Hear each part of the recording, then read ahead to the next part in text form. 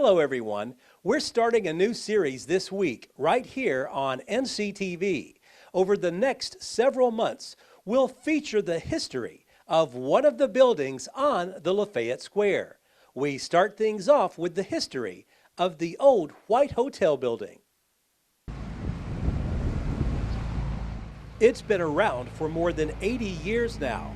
Construction on the White Hotel building was completed in 1940, and soon people were booking rooms right here on the Lafayette Square.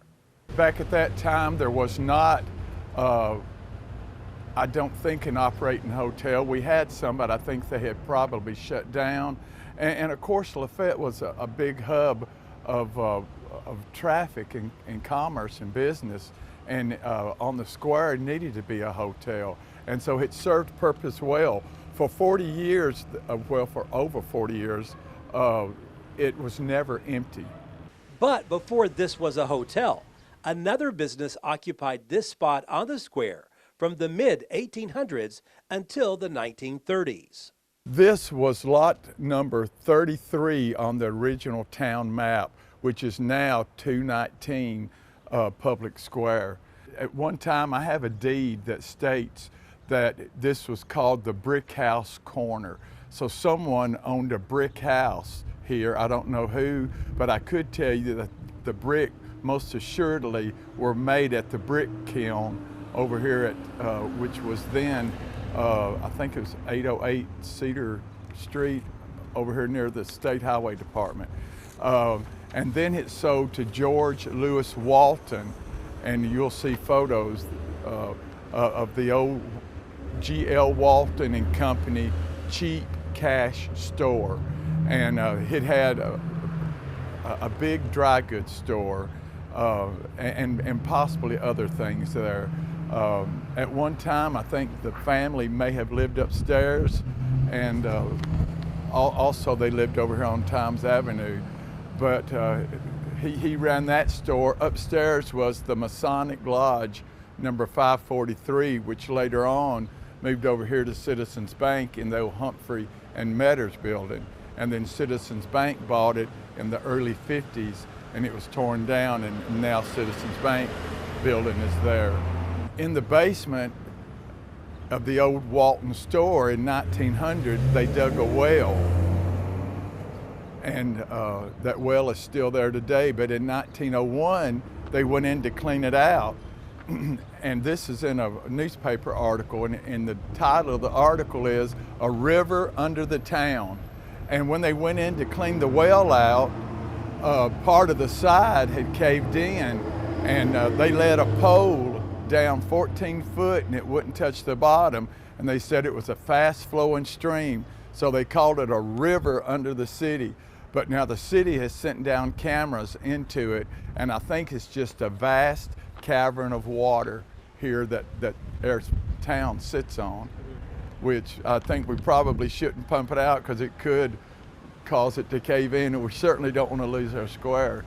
Macon County historian Randy East says the hotel featured around 26 rooms.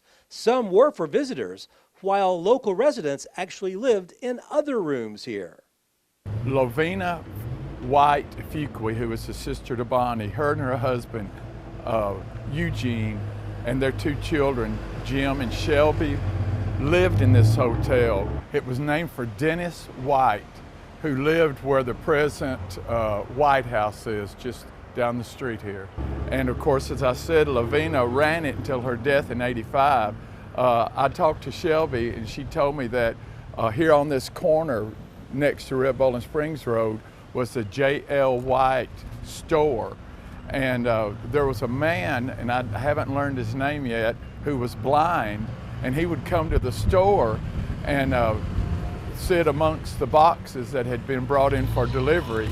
And he had a cup, and he would shake his cup and sing, you know, for people to donate to him. And he wasn't there one day, and little 4-year-old Shelby thought that she would try that, so she went and got her a cup, closed her eyes, and sit there and was singing, wanting to get money. And Will Parker, who at this time Citizens Bank was right here where the Health Nut is, he was he was called the head cashier, but now it would be called the president. he saw her and he was amused by it, and so he dropped her coin in her cup, and then her eyes flew open, and of course he realized she wasn't the little blind girl, but he kidded her about that always. Today, the old hotel sits vacant, as it has now for several years. The current owner told East back in 2019 he had plans to renovate the old building. He originally had intended upstairs where the hotel was located to have condos, and on the ground floor have a restaurant, coffee shop or something, and other businesses, and in the basement have a area for parking. But COVID hit in 2020, and not much has changed with this building since then. East hopes one day the White Hotel will be restored to its past glory. I'm very hopeful. I mean, he's a businessman. He realizes the opportunity that he has here to make this, as I said, a viable business. It will be an asset to Lafayette and to our county. Just look at the building. Imagine a restaurant there on the corner, outdoor dining, going in and shopping. Upstairs you live. How convenient, how nice, and how useful. It's too pretty a building, too beautiful a building not to be used. Here's hoping one of the largest buildings on the square will someday be vibrant once again. Next month, we'll learn about the history of the building that features one of Lafayette's most popular cafes. Reporting from Lafayette, Barry Hyatt, NCTV.